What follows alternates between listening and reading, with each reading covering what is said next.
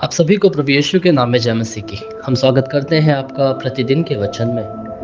और आज का वचन जो हमारे लिए लिया गया है वो निर्गमन की पुस्तक 15 अध्याय उसके 26 वचन से है, जहाँ पर इस प्रकार से लिखा हुआ है कि यदि तू अपने परमेश्वर यहोवा का वचन तन मन से सुने और जो उसकी दृष्टि में ठीक है वही करे और उसकी सब विधियों को माने, तो जितने रोग मैंने मिस्रियों पर भेजा है उनमें से एक भी तुझ पर ना भेजूंगा, क्योंकि मैं तुम्हारा चंगा करने वाला यहोवा हूँ। हालेलुया।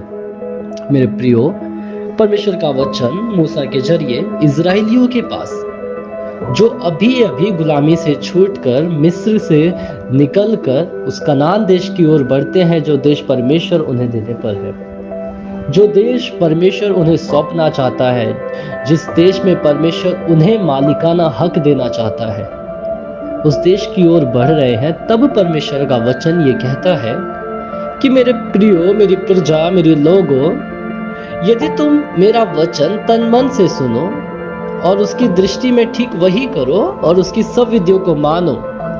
हालेलुया। मेरे प्रियो, जरा ध्यान करिएगा, गौर करिएगा।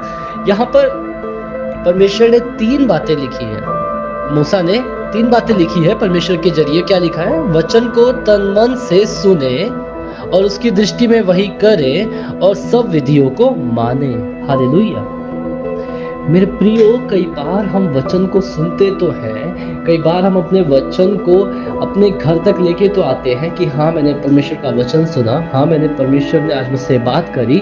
उस वचन को सुनते तो है, पर हम उसे मानने में कामयाब नहीं हो पाते। हम उस वचन को अपने जीवन में लागू करने में कामयाब नहीं हो पाते।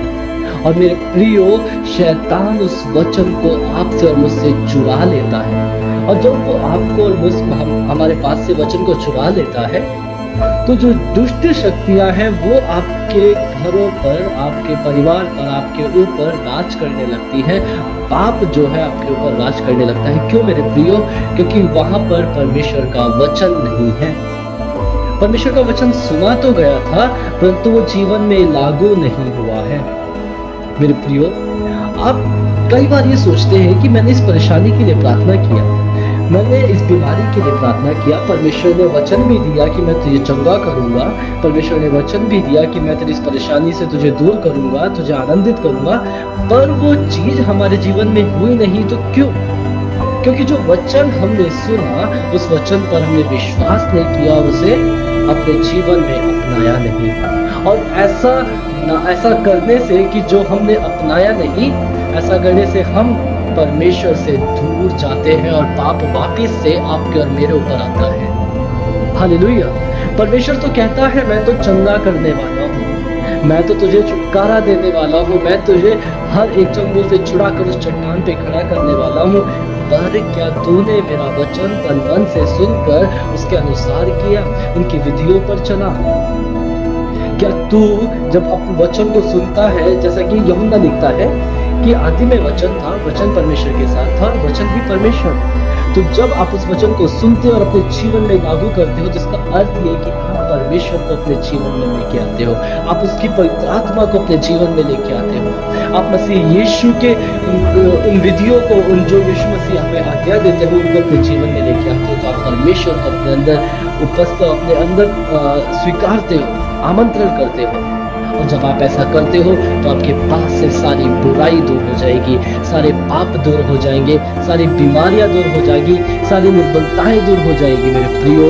लेकिन कब? जब आप परमेश्वर के वचन को सुनकर अपने जीवन में लागू करेंगे। हालेलुया। मेरे प्रियो, कितना अनोखा, कितना मनोहर वचन आज परमेश्वर आपको और मुझे देता है।